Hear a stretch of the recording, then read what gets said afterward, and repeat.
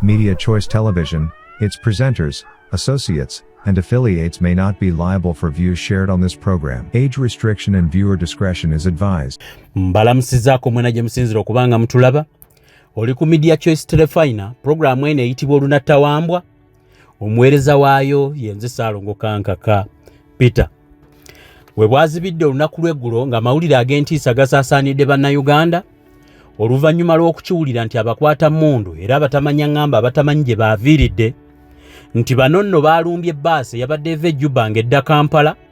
eyabadde ekubyeko abantu ab'enjawulo nga muno mwe mwabadde ne bannayuganda. Bwe twagawulidde wano ku Media Choice omukutu gwaffe twaguwaayo okunoonyereza ku nsonga eziruma abantu ne tutandikirawo okunoonyereza nsonga ki eziri emabega na biki ebyabaddewo ye program gye tubaleetedde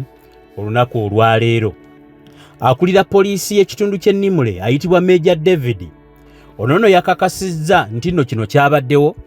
era nga abatamanya ngamba abakwata mmundu baazindukiriza bbaasi ya kampuni eyitibwa Bebeto eyabadde eva e Juba okudda e Kampala mu kitundu ekiyitibwa Lakarakaaka ne bagisindirira amasasi. Kiteeberezebwa nti abantu abasukka mu 15 baabasse mu kuwaanyisiganya amasasi gano abalumbaganyi nga balumbye ebbaasi eno. Yo bwe baagirumbye abamu ku bantu abaagibaddeko baabunye emiwabo abasinga ne bayingira ettale era nga n'abamu tebannaba kulabika. Abatonotono oluvannyuma lwa gavumenti okurespondinga ng'eweereza abasirikale okutaasa embeera be baasobodde okutaasa abatonotono baasobodde okuyingira mu Uganda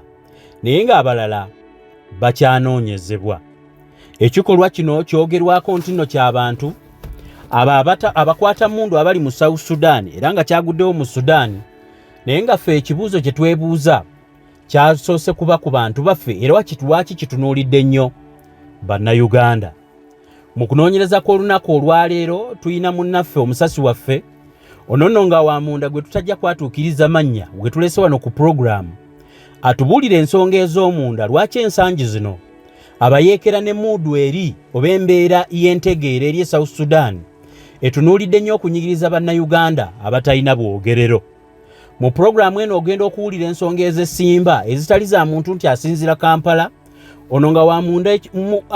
akolera ddala mu kimu ku bitongole ebikyasinze obunene mu buweereza bw'ensi ezirimu entalo mu nsi yonna era nga munnayuganda ayogera Luganda agenda kunnyonnyola kigambo ku kigambo otegeere lwaki gye bujjaawo empeera y'e South Sudan yalireeta obulabe eri bannayuganda. Nga sinaba kugenda mu mboozi ey'akafubo gye twabaddemu wano nno wennyini bwe twatandise okunoonyereza twatandikidde ku lukalala olubeerako abantu abayingidde ebbaasi giyite Passenger Manifest eryo gye tubateereddewo awo ku mabbali onoonyeemu omuntu wo okakasize ddala oba yabadde ku bbaasi. Bbaasi eno yabaddeko ennamba ya South Sudan eyabaddeko SSD 089Z nga ya kampuni ya Bebeto era kyenkuteerako awo lwe lukalala lw'abantu abaagibaddeko. Mu batonotono bw'otunula engeri gye tunoonyereza ennyo naddala ku bannayuganda mwabaddemu Katumwa Andrew, Siraje Akite, Tendo Mariamu, wamu Kamisi Ibrahimu, Salimu n'abalala. Mu kiwandiiko ekyokubiri era ekyo kyenkulaga kino nno nga kiragira ddala erinnya ly'omuntu ekikula kye ennaku z'omwezi ne tiketi gye yafunye saako omutto kwe yabadde atudde era yabadde avaawa yabadde alagawa. Eno ye Passenger Manifest gye twasobodde okufunako mu kunoonyereza eya South Sudan Bebeto Coach 089Z. Ngenda kugibateerawo awo mugikozese okunoonyereza ebisingawo ku njega eno yagudde ku bannayuganda noonyaamu erinnya weekakase. Oluvannyuma lwa bino byonna nga biguddewo nsaba okubategeezaako nti bingi nnyo ebye tuzudde ng'obubaka buno ne programu eno ojja kugisaasaanyiza bannayuganda abali e Sudan bongere batutereko comments n'okulabula bannaabwe kubanga embeera y'abannamagye abakulembera eggwanga Uganda yaliba nga maaso awo tugiteebereza okuleeta obulabe obw'ekitalo eri bannayuganda abangi abaagenda okunoonya akawogo mu South Sudan. Mu mboozi ey'akafubo n'okunoonyereza kwe tukoze okubadde kumaze ebbanga tukizudde nti eggwanga Uganda lyerimu ku ggwanga erikyasinze okunyoomebwa bannansi ba South Sudan kubanga lyo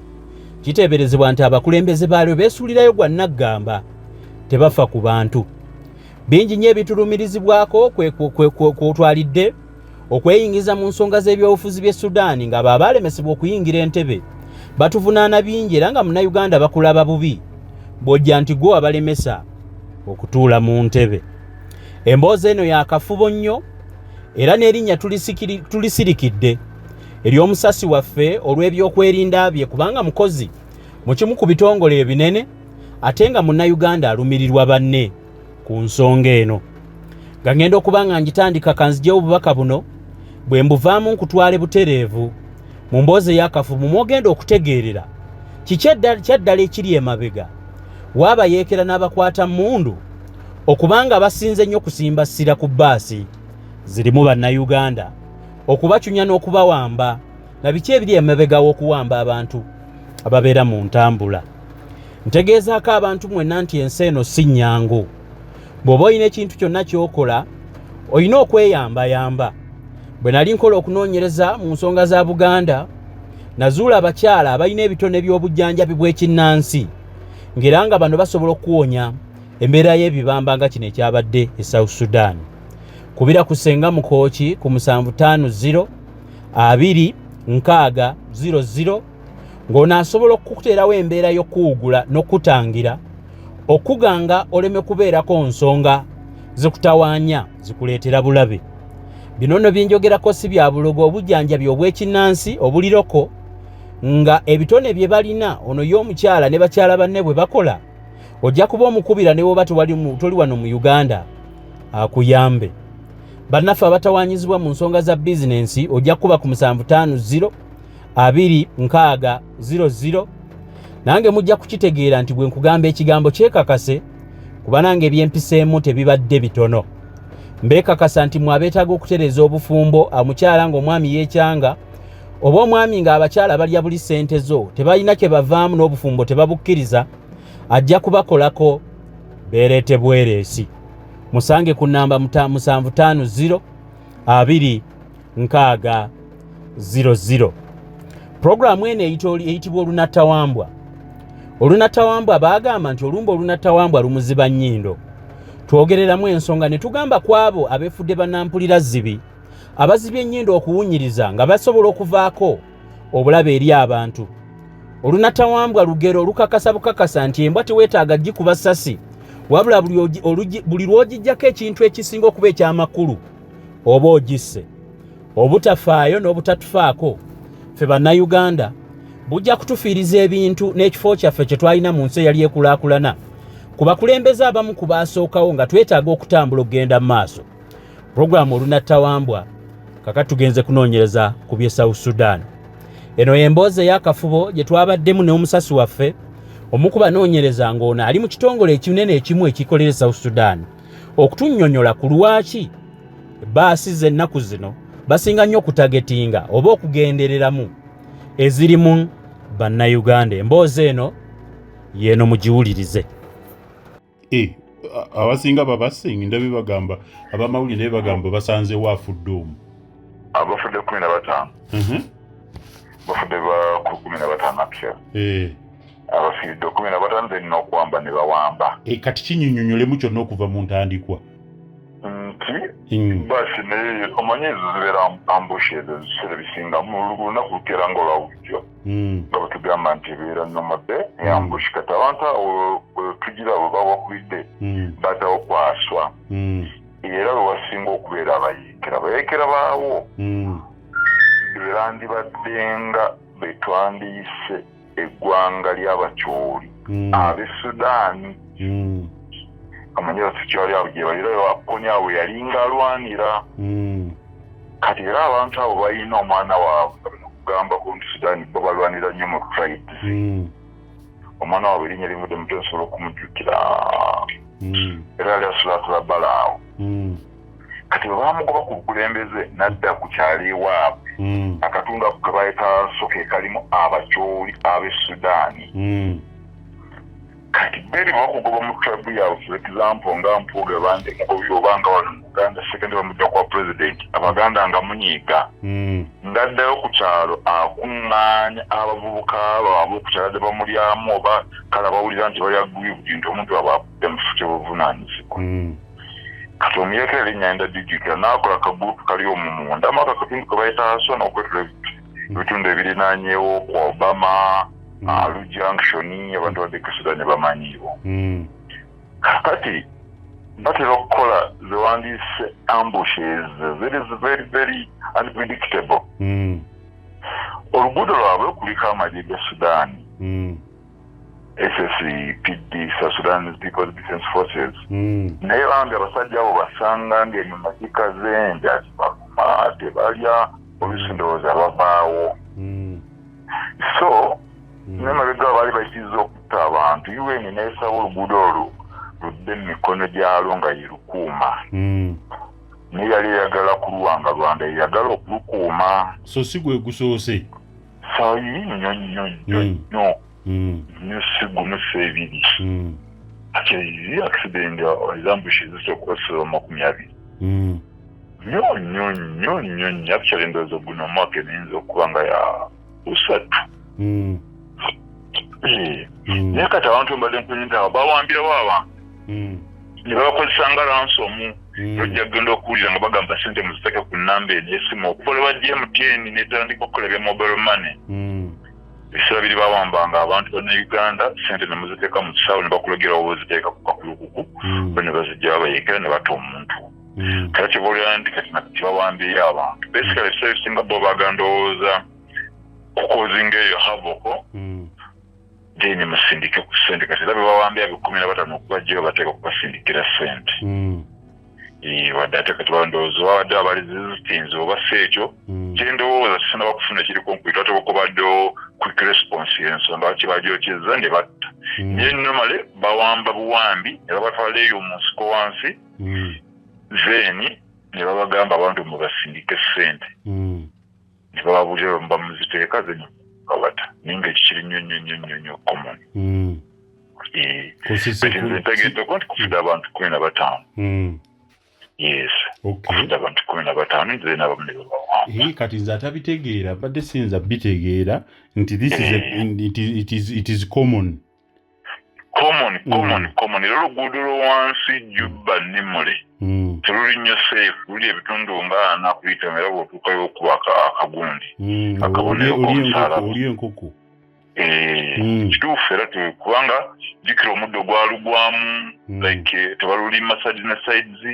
ate luliremu ebinnya bingi bayonooneka World Bank amagage abadde ayagala bazimbira oluguudo naleka batandise okukola naye tebaddanga duddaabiriza nolwaki oluguudo si lulungi gogemazimu era bannayuganda bagenda e Sudan babakuyuza okubeera abeegendereza naye mudapapa nnyo butaleka konvoyi namale Nimule waliwo konvoyi y'amaanyi ga South Sudan totuwerekera nga tugenda naye bannayuganda oluusi okupapiriza okwo ne mweteekamu kajjulime ne muvuga nga tugenda mu konvoyi kikitera okubeerawo ennaku ezeeyi so generally oluguudo engeri gy'obamanyi teruli safe bwemba muyitawo batera obbawo abawerekera era kibadde nga kyekisingira ddala era nga bakugatosi n'amagye gatera okugaana abantu naye nga bamanyi kati ezo baasi gyendowooza gye bakuyingira bye bagita ya eco kati nannyini waayo yaliko mujaasi naye ate yali ku sayidi eri y'amakyala kati ye abadde nga atera okuvuga ng'agamba bayike tomenaku buzibu kubanga ye ali ku opposition nga wadde nga tatera kuba baasi naye olyoka tati yamugiba mu byolwali ndabyeko erikola oba kigambo oba bebete oba something kati bujja badde okubanyeeza eza eco naye kati nange eno gye bakubye namusiza kibagikubye kati ensonga kimu kugamba bana bagikubye sikale banoonya sente era beebawulidde nti babawambye kati eza eco ze zitali ku sayidi ya opposition eza eco nanyino waayo nga bwenkonjedde mu Sudan ya tribalism nanyino waayo yali mu kusayidi era ey'amakyalo mwe yali jeno naye n'awumula n'azigula kati nazikola business kati z'olusi zibadde nga zigenda ng'ate baba bazikola babajaasi ba gavumenti kati eno gye bakubye kitowunsiza okubanga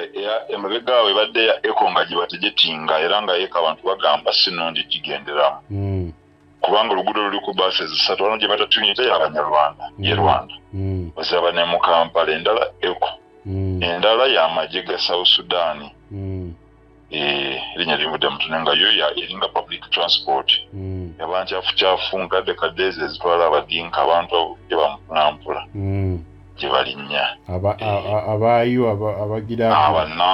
Uganda yetagirinnya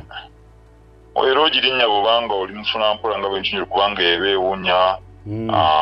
nkyafu abantu abalina obwana kimbaata nga bamanya abantu bafaabo balina ebyobusuubuzi ebyo ebigiraagira mbaata baana bano bungingi kibiki ebyo ate ez'obusuubuzi balinnya baziteekamu bagita friendship kati era wansi gye bateeka emigugu mingi gye bateeka ebintu nga bingi kati ezo zonna bateekako space namutula ku bintu ezo ze z'abasuubuzi bannayuganda abatwala spare parts abatwala emmere amatooke ebintu ebyenjawulo bebityo kati basically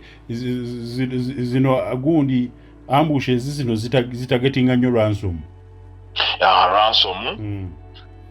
era nekyala zitagetinga nnyo kati abadinka ekitundu kyo nga bwenkunyonyodde kirimu nnyo abakyoli ab'e Sudan era n'omuntu yenna gwonokuzaakukyenku information nti bagamba abadinka batandise okusembera nga bajja bava ennimule kuba bo balunzi abadinka balunzi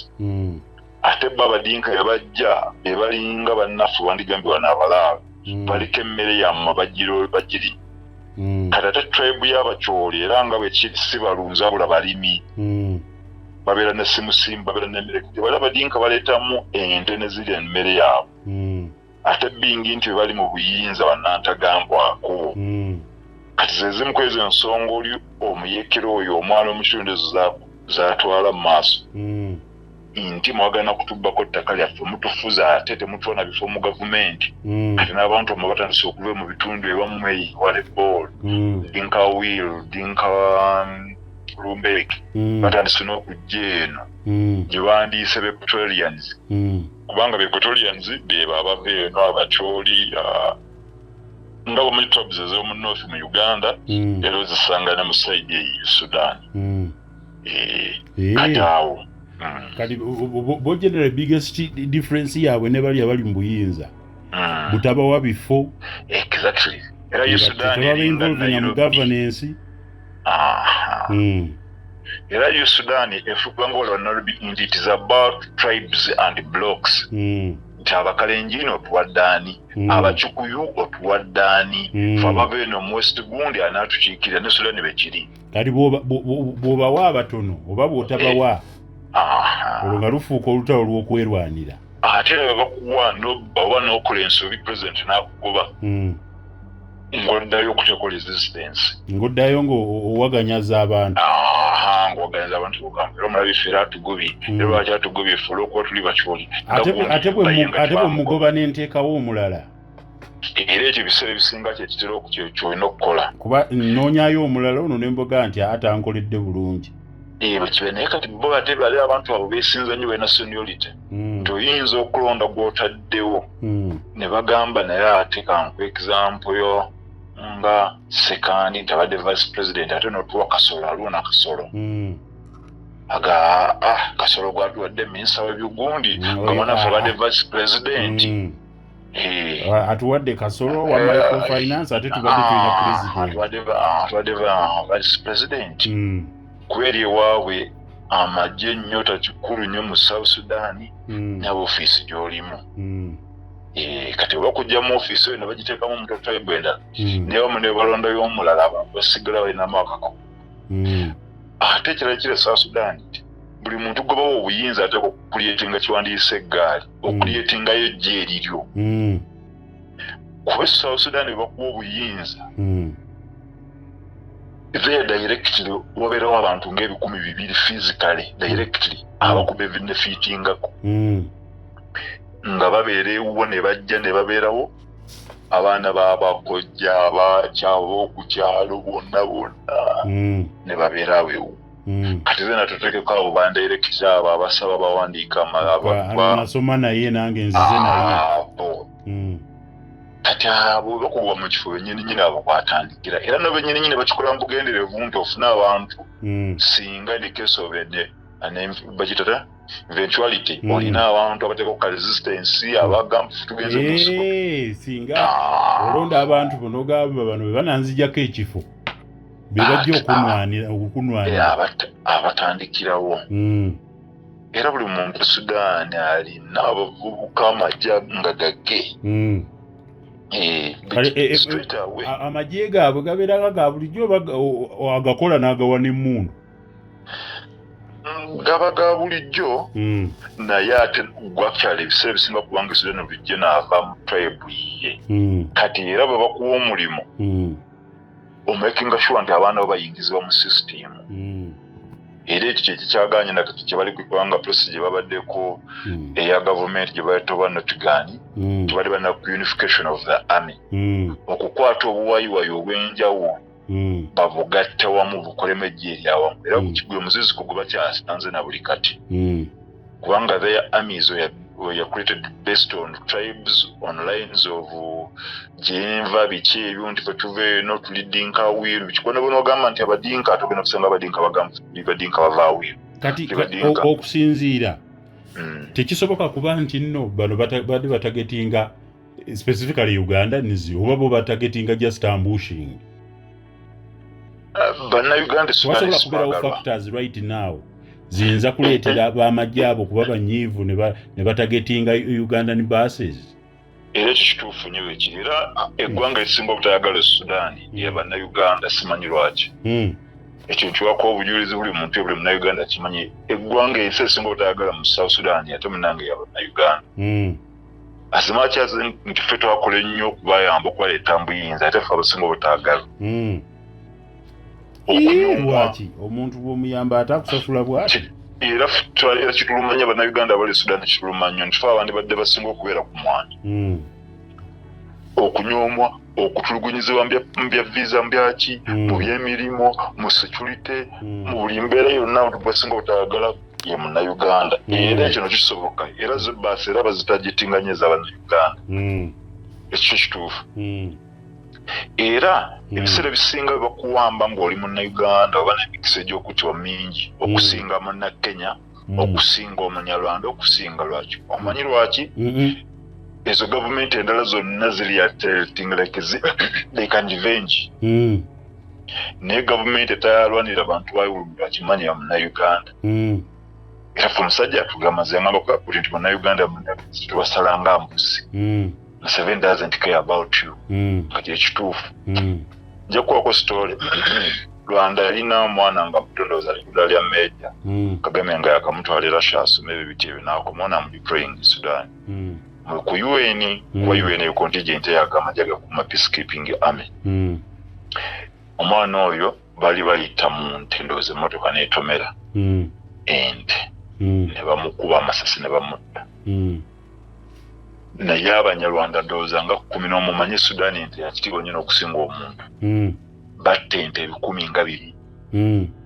gololabyeko emirambo gy'ente nga 300 nga gigudde awo era kwe kwava ne Kagame ensonga kyali asira oluguudo lwa lukuume naye nga kuba gye lya Rwanda ddyo teririnda oda ya UN kukuba endagaano Kagame gyalina ne UN ku other armies zonna eziriyo UN ate yamala okuwolukusa singa mubeera attacked UN must sanction you okugamba nti you can defend yourself naye ate Rwanda ku gundi gyalina yo terinda yo tewuliza ebyo bw'oja attacking respondingirawo buli majje agali omunda gana terms and conditions naye Rwanda erina Kagame ndoza aba negotiating on tough lines ye bw'omulumba atandikirawo komanda ali ku ground ya nnyonnyola kyetaaga UN era kyekintu kyekimu wasoma okuyafawulirako nga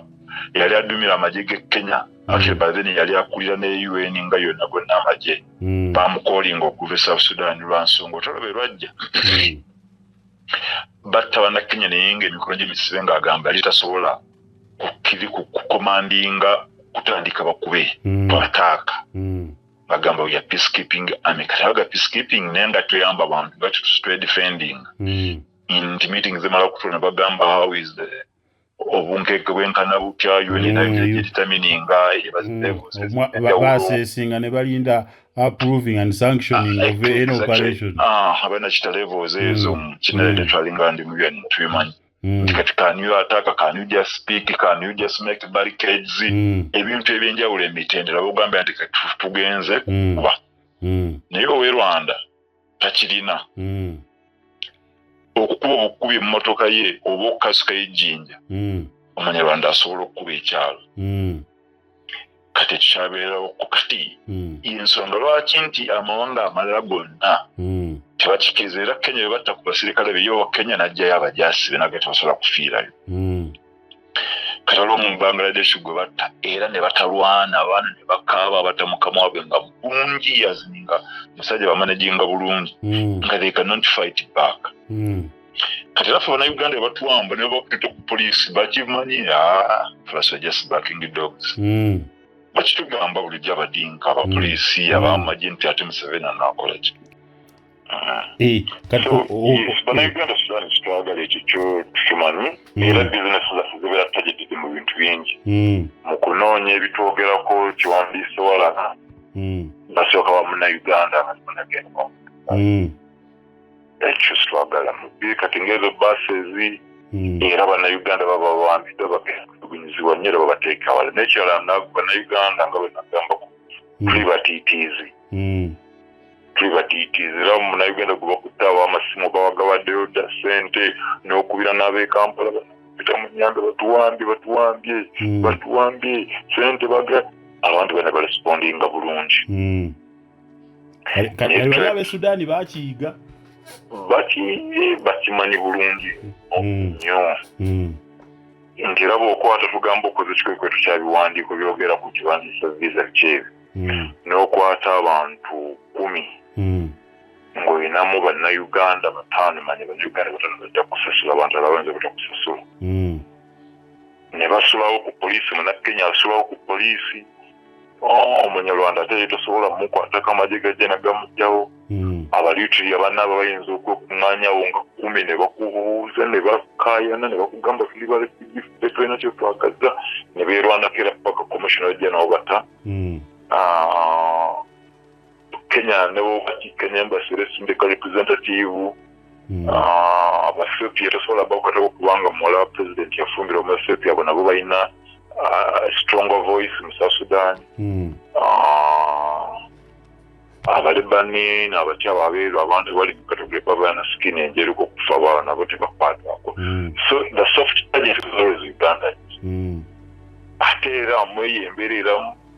era Bannayuganda tusasula wasasulanga neti bakujjako kimanyi nga kikyama era nga neziriko lisiiti gwe bakukuba n'olinga be nakugawo okuba oli n'ogamba nga fandi bamusuli naye ate Munnakenya bamukuba nga afunye bikonde unapiga mimi wote kama hiyo ushirikiano brothers in Kenya. Why do you slap me? Why Gringos why ushirikiano brothers in Kenya niyo na Uganda sana kusanga mu Sudan no musonga amatenze n'okuba so na Uganda kuli soft target zentambo denses enjawulo national bingo tena kamba nti olaba confidence y'abantu ab'enjawulo kunnyo baba Nigeria oba ki kwanza nayo kunnyo mu Nigeria nga tebamuwadde wayo bayalina kika kya whisky gwayagala nga tikiriiko n'alekane n'agamba mpitira boss kanti gwena Munnayuganda gw'omanya ayinza okukayanira ekintu ku nnyoko nga bakuwadde bali envo oba ka n'ogamba sikeekanjamu tosobola Munnayuganda yeekuniza oyinza okugamba pita nti lwaki mpadde ka apo kamu ku nnyoko sisobola ali ako ke bampadde n'enkirika basirika that humbleness nekirowoozamu nti tuyinza okutunuulira bino ebisigadde olwa rogness eri mu Sudan naye ate kati kino kiyinza obutakomaawo nekigenda ne ku Bannayuganda abalala nga njagala okutunulamu okulaba factors kyezisobola okubanga era batunuulidde baki era bannayuganda I understand nti eno baasi ebadde eva eri ebadde tejja Uganda era badde ejja Uganda kuba kati endala sigamba nti yesoose okuyitawo why would they target eri mu kujja mu Uganda nga bwe nkugambye nti baagala ssente the soft target enokuwa ssente bannayuganda nakyo tuli batiitiizi turespondinga mangu ssente tubeera nazo ekyo kimu tetulina bwa gavumenti kuba kati olowooza Uganda era ne bwenaagaana okukubira ab'ewaffe tewali agenda kuva mu Uganda kujja kunnyamba kyembadde ensonga y'okubiri nti gavumenti yaffe bagimanyi tusobola kusindika amagye nti babakwate tusobola kuteeka kazito ku gavumenti ya South Sudan nti bajje abantu bange 24 kisoboka kano bakimanyi nti bw'okwata Bannayuganda kyangu ojja kubajja omusente ojja kubakuuma ne buguna bamwezi era abantu bangi gye bali eyo naye kati nabadde abantu bayitayita mu tweets za Muhoozi nga Kamanda yatwitinze n'agamba nti Salva Kiir muganda waffe mu kiwezi bw'aba alina obuyambi bwonna tusobola okubumuwa ng'abwetaaze tweet eyo abantu ne bagigira nze nalirowoozezza nti oba etegeeza nti waliwo enkolagana nnene wakati wa Uganda ne Sudan but wa respected naye lwaki batuyisaamu maaso nene nnyo era nsobola okwogera wano nti ebitundu nga nsanvu nti amagye agakuuma President Salva Kiir GSFC mwebali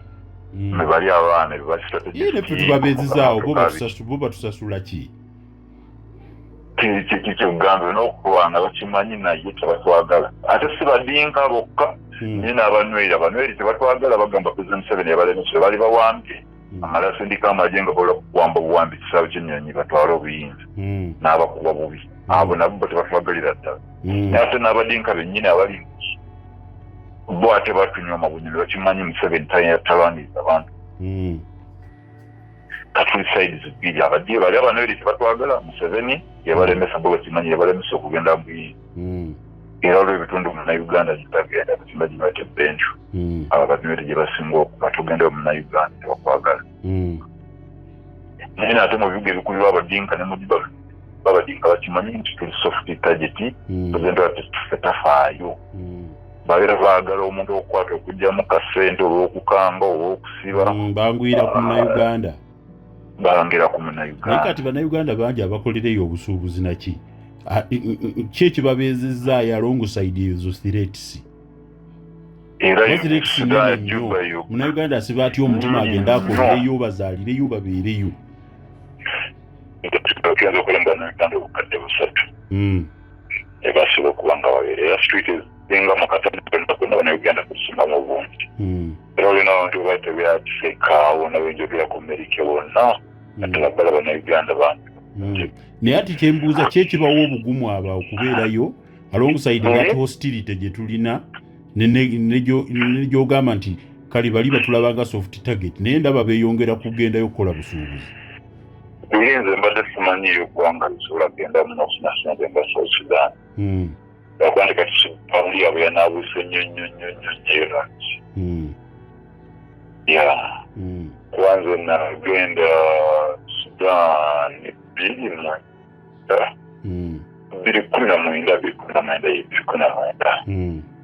ekyo bamba 2019 nga Sudan nga weetaagaddewo paundi 1000 okufuna dola 10 naye kati bangambye erimu 57 kakitegeeza neya Uganda egisinga ensonga baddeyo nti Central Sudan ebadde ebeera mangu nga y'amaanyi ng'omuntu ekimwanguyira okufuna emitwalo 10 afune dola 2 eza Amerika gy'emitwalo 7 egya Uganda kati batomugyawo ensonga eyokubiri eriwo nti bannansi ba Sudan tebayiiya tebakozi ate Bannayuganda tulibayaaye tulibakozi tulibayiiya kati nti ebintu byonna omuntu weetaaga nti kikwanguyira okugenda mu bajega weeyiiye mpolampola mangu kuba bo tebayiiya era akakasa nti Bannayuganda basaaba bali ebitundu 9 ku 10 tebalina amagana naye nga bajjanjaba abantu ne bawona Bannayuganda ebitundu 9 ku 10 abazimbi abaliyo ababala mu tomweko yasookera kukwata ku Sudan bamakanika ebitundu nga 8 abaliyo emmotoka yagitandikira giganisira Sudan yagenda n'alaba ekyamangu ne yeeyiiza awo n'atandikira awo Jessica knowledge akati omukiteeka ekikondo kya Bafeza ko kiri kyawo akati ngokimanyi emmotoka omusajja okwamba abasirayini tebagigamba ombe ekikondo kiyinza okubuuka ku lwekiti nakugamba emmotoka yange eramedde 13 n'otuukayo n'okwata bukasi ku kikondo n'omugamba n'okuba neyatunagamba sente mmeka nti $2,750 kati ekitondo wonza kijja mu Uganda bannayuganda babaddeyo nti sente nyangu naye ne bali bajega kati nga kyangu nnyo okufuna ekyokukola era Sudani ensi gyemumanyi nti ogenda nga tolina bikwata n'oli ekyemisala n'ofuna woosula n'otandikirawo okufuna ku sente mu nsawo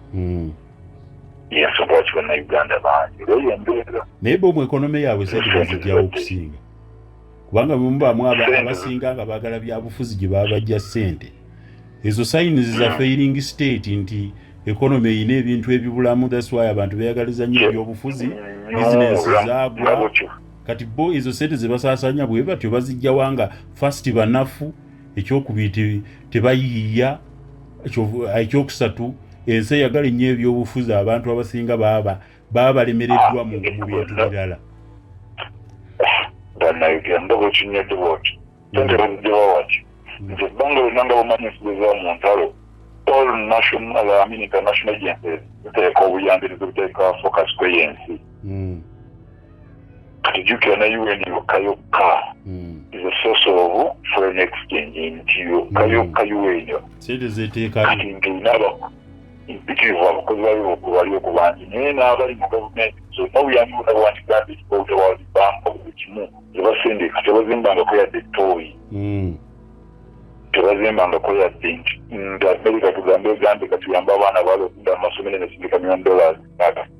tebazimbangako yadde ettooyi sente zezirigekeka mu ministry ya education ekyokukabirako abakulu gye n'agitwala ne bannanga 6 nga batuula sente zo nga bazeegabana nga buli muntu afuna ku $1,334 bagaaya bugaayi ng'agenda apangisa hotel ng'afuna bawala bannayuganda ng'agula ezo emmotoka ezivyeyisinga 8 tagula mmotoka emu kati emmotoka zijja okozera kakomana nazidabiriza kiki ozigulira osuwa obutalatala amanita g'emmotoka bannayuganda ye waali ate awo ng'afuna business sente nga zijja mu ekonome era teyagonga nti ekintu ekisa sente mu ekonome yaabwe donations na UN entalo looks to be an economic activity era buli munnayuganda na buli muntu yenna ali Sudan akugambira katulawa ne bava buliyo abantu bagamba olutalo lwebasabire olutalo buddemu era buli munnayuganda akyasabire abadde bagenda kubawo okulonda nga ffe tutyanze emwamba tunatanzire nekampaka okwenda bali kuna kubawo next year paka ekwana kuba muguna omwaka ne bakwongeza naye nga munnayuganda kugamba nti wamaba olutalo kukola sente nnyingi olutalo era ne gavumenti nabenyini nnyini bagosulubiwasenteza nnyingi olutalo kati sente bazijjawa nga ate nze mbadde manyi olutalo kiba kiseera kya dduka nga tolina woyinza nakujja yadde 1,000 kati kiro ya sukaali ebeegula tugambe 15,000 mu ntalo ebyolutalo 10 emmotoka amafuta okudduka nti liita ya 15,000 ebeegula $5,000 nti ogenda kukendeka mmotoka oddusa abaana b'e Nairobi kasipaya paasi kaŋŋambe bubuushi obubadde bw'emitwalo 3 muntu akugamba bwa mitwalo 3 kati ekibira ate ebiseera ebisinga bali engeri entajaza zibeera za tribe bo baba beerumba bantu ku bantu beerumba nga baba tribe abalina ebiseera ebisinga kati mwabasigadde mubaawo kusaakiriza bali balwana ennyo kati gwera sasa likwata ebiseera ebisinga balatalo ebeera strebuleti eba strebuleti b'ebiti ebyo osangiddwa mu kifo we bagenda okulwanira naawe ne bakutwaliramu kati bannaffe abalabiti abalaba abaguza Uganda eno gimalawo bali mu bizinesi y'okukima amazzi n'amahotels abalabiti aba Ethiopia kati gwe tebeezaamu mu lutalo kubeera tewali mazzi emmotoka egenda ku mugga gwa Nile kugireyo amazzi drum lwabadde bagitunda 10,000 bajja gitunda 5,000 kati olaba abantu baba bagamba nti sente zibeerayo mpitiro sente zibeerayo mpitiro olutalo era kati abantu bagamba buluddewo okubeerawo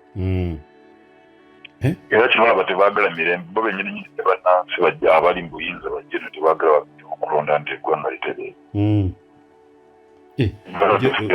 ebintu by'oŋŋamba mpulira biri ku bikukujju nnyo mazima mbadde tosobola kutula n'okiimagininga ti abantu basobola okubeerawo nga bo banoonya olutalo lujje donations ziyingire UN eteekewo aba bizinensi bakole era nga bwe twali tugambye omukolo katereeza eyo element eyo n'ogenda n'okikoza bantisanze ku bantu bamunaana mu bikikumi nga munnayuganda omubuuza nti wandyagadde obeere mu Sudaani erimu olutalo